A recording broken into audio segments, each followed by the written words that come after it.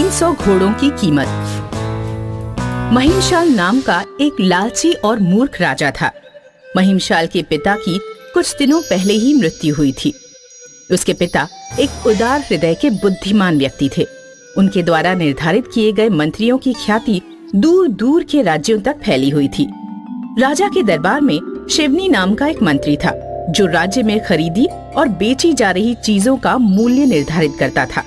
राजा चाहता था कि शिवनी इस तरह वस्तुओं का मूल्य निर्धारित करे कि राज्य के खजाने में ज्यादा से ज्यादा धन आ पाए। राजा शिवनी से अपना मनचाहा मूल्य निर्धारित कराना चाहता था, लेकिन शिवनी राजा का विरोध करता और हर वस्तु का उचित मूल्य ही निर्धारित करता। राजा ने शिवनी को उसके पद से हटाकर अपनी चापलूसी करने वाले धीरज सेन नाम के एक व्यक्ति को वस्तुओं का मूल्य निर्धारित करने वाला मंत्री बना दिया। धीरज को मूल्य निर्धारित का ना तो कोई ज्ञान था और ना ही अनुभव। वो बस उल्टा सीधा जो भी मन में आए वही वस्तुओं का मूल्य निश्चित कर देता। एक दिन राजा के दरबार में पड़ोसी राज्य से एक घोड़ों का व्यापारी आया, जिसके पास 300 जवान और चमकते हुए घोड़े थे। राजा को उसके घोड़े बहुत पसंद आए। राजा व्यापारी से बोला, हम तुम्हारे घोड़े खरीदेंगे, हमारे मंत्री घोड़ों का मूल्य बताएंगे। राजा ने धीरज को बुलाया। व्यापारी बहुत खुश हुआ, क्योंकि उसे लगा कि अगर राजा स्वयं ही घोड़े खरीद रहा है तो उसे जरूर घोड़ों की अच्छी कीमत मिलेगी। राजा ने धीरज से पूछा, बताओ 300 घोड़ों का क्या मूल्य है? मूर्ख धीरज ने 300 घोड़ों का मूल्य एक मुट्ठी चने बता दिया। ठीक है, घोड़े रख लो, व्यापारी को एक मुट्ठी चने दे दो और खाना खिलाकर विदा कर दो। व्यापारी के पैरों तले की जमीन खिसक गई, लेकिन बेचारा डर के मारे राजा से कुछ नहीं कह पाया। राजा ने व्यापारी को एक मुट्ठी चने देकर महल से बाहर भिजवा दिया।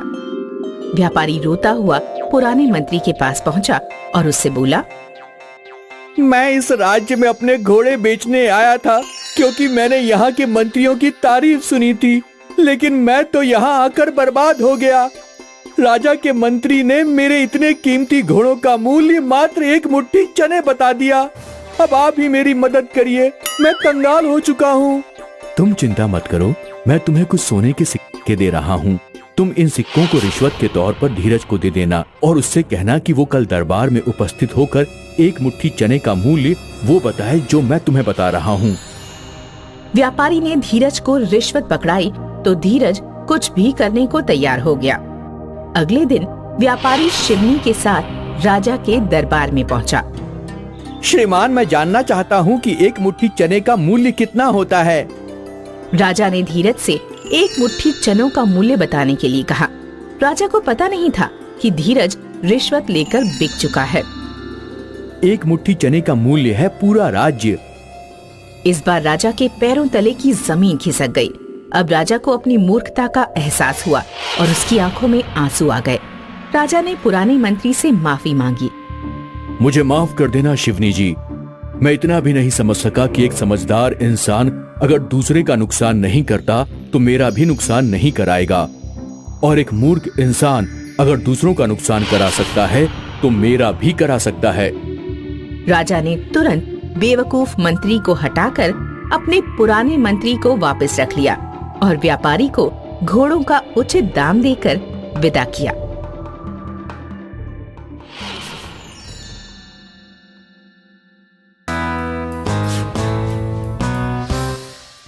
दूर देश में भोज सिंह नाम का एक बुद्धिमान राजा रहता था। राजा के पास किसी चीज की कमी नहीं थी, लेकिन उसके जीवन में बस एक ही दुख था, उसका कोई पुत्र नहीं था। राजा की 3 लड़कियां थीं, अगोरी, शक्ति और सरस्वती। तीनों जवान हो चुकी थीं और विवाह के लिए जिद कर रही थीं। पिताजी, मैं 25 वर्ष की हो चुकी हूँ, मेरा विवाह कीजिए और राज्य मेरे पति के नाम कीजिए, क्योंकि मैं सबसे ज्यादा गोरी और सुंदर हूँ। पिताजी, राज्य इससे नहीं मिलना चाहिए, राज्य मेरे पति को मिलना चाहिए, क्योंकि मैं सबसे ताकतवर हूँ और अपने ही जैसे किसी ताकतवर लड़के से शादी करूंगी। पिताजी, मैं शामली और बुद्धिमान हूँ। मैं अपने ही जैसे किसी लड़के का चुनाव करूंगी। आप चाहें तो राज्य मेरे नाम कर सकते हैं। राजा को समझ नहीं आ रहा था कि आखिर तीनों का विवाह करने के बाद राज्य किसके पति को सौंपा जाए। वह अपनी समस्या लेकर अपने गुरु के पास गया। गुरु ने राजा को 3 घोड़े दिए और राजा के कान में कुछ कहा। राजा उन घोड़ों को लेकर अपनी बेटियों के पास पहुंचा। ये 3 जादुई घोड़े हैं। इन्हें लेकर राज्य में या राज्य के बाहर घूमने जाओ और अपने जीवन साथी को चुनो। जो भी सबसे बुद्धिमान जीवन साथी को चुनेगा उसका घोड़ा उड़ने लगेगा। जिसका घोड़ा उड़ने लगेगा मैं राज्य उसे ही सौंप दूंगा। तीनों लड़कियां अपने अपने घोड़े पर बैठकर जीवन साथी की तलाश में निकल पड़ी। कहते हैं मनुष्य अपने स्वभाव के अनुसार अपने जैसे लोगों को ढूंढ लेता है। पहली लड़की जो गोरी और घमंडी थी, उसने पड़ोस के राज्य जाकर अपने जैसा ही गोरा और घमंडी लड़का खोज लिया। मैं सिंध राज्य का राजकुमार, सबसे गोरा और सुंदर। लोग मानते हैं मेरा कहना, वरना मैं लगाता हूँ कोड़ा। हम दोनों ने एक दूसरे को पसंद तो कर लिया है और मैं तुम्हें अपना जीवन साथी बनाना चाहती हूँ, लेकिन एक समस्या है। क्या समस्या है? समस्या ये है कि हम 3 बहनें हैं। मेरे पिताजी ने तीनों को एक एक जादुई घोड़ा देकर कहा था कि जो भी सबसे बुद्धिमान जीवन साथी का चुनाव करेगा उसका घोड़ा उड़ने लगेगा और राज्य उसे ही दिया जाएगा। मैंने तुम्हें चुन तो लिया है, लेकिन ना ही घोड़े के पर निकले हैं और ना ही वो उड़ रहा है। अच्छा तो ये बात है। तुम चिंता मत करो, मैं कोई ना कोई उपाय निकाल लूंगा।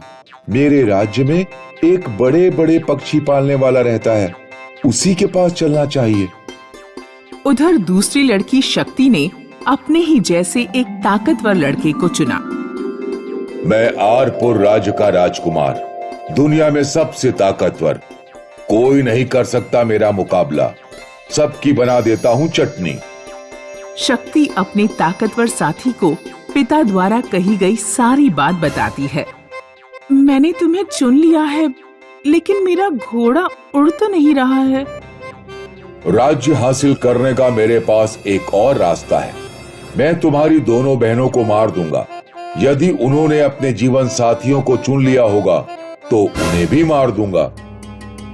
तीसरी लड़की सरस्वती ने एक गरीब लेकिन दयालु और बुद्धिमान लड़के को चुना। उसने अपने पिता द्वारा कही गई बात लड़के को बताई। देखो, मुझे राज्य का लालच नहीं है। मैं तुमसे प्रेम कर बैठा, इसलिए मैं तुमसे विवाह करना चाहता हूँ। हम तुम्हारे पिताजी के पास चलते हैं। अगर घोड़े को उड़ना होगा तो रास्ते में हो सकता है उड़ जाए। अगर नहीं उड़ा तो जैसी तुम्हारे पिताजी की मर्जी। तीनों लड़कियां अपने अपने जीवन साथियों के साथ अपने घर की तरफ लौटने लगी। शक्ति का जीवन साथी जो सबसे ज्यादा ताकतवर था, अघोरी और उसके साथ के लड़के पर हमला करने पहुंचा। बचाओ, बचाओ, कोई हमें बचाओ, बचाओ! राजा के सैनिक आकर शक्ति और उसके जीवन साथी को पकड़ लेते हैं और उन्हें राजा के सामने पेश करते हैं। शक्ति, तुम राज्य पाने की प्रतियोगिता से बाहर हो। तुमने गलत जीवन साथी का चुनाव किया। अघोरी, अब तुम बताओ।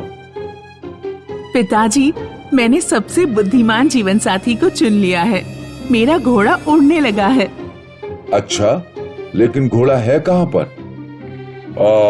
वो घोड़े को रास्ते में छुआछूत की बीमारी हो गई थी, इसीलिए कल सुबह आप उसे दूर से उड़ता हुआ देख सकेंगे।